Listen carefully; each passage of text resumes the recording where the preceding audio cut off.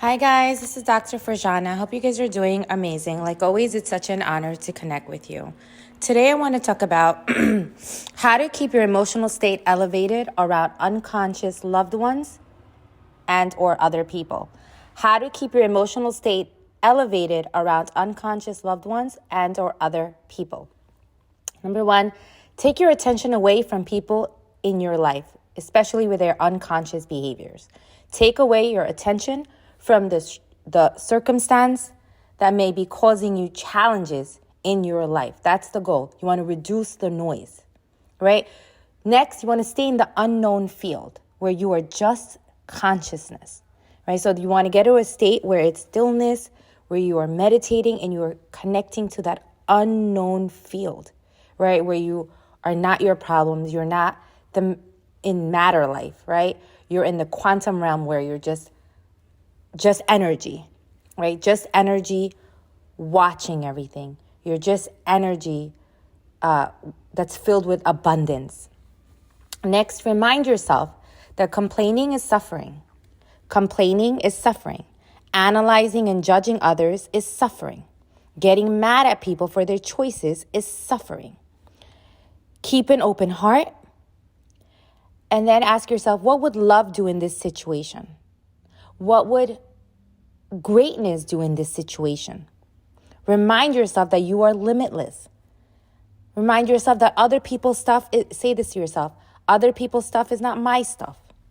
I don't lose anything if people try to minimize me or disrespect my boundaries. I'm already abundantly whole. I have peace. And you want to live in that state. I'll say that again. How to keep your emotional state elevated around unconscious loved ones and or other people. Number one, take your attention away from those circumstances, from those circumstances. Feel it, process it, but then move your attention away from it, right? Minimize the noise. Stay in the unknown field.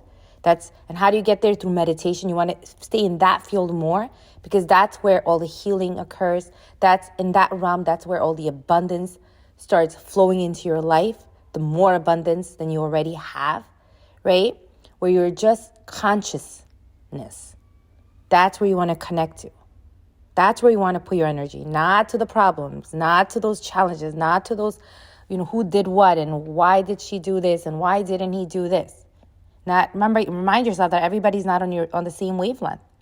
Not everyone has done all the work that they, that they can do to heal. Not everyone's on the same wavelength, and maybe they have, but again, they're not on the same wavelength as you. Right? Everyone comes from different waves of consciousness, levels of consciousness, and reminding yourself of that. Next, remind yourself of the fact that complaining is suffering, analyzing and judging others is suffering. Getting mad at people for their choices is suffering. Keep an open heart. Keep saying to yourself, I'm not going to close my heart. I'm not going to close my heart. I'm going to keep an open heart. I'm going to keep an open heart.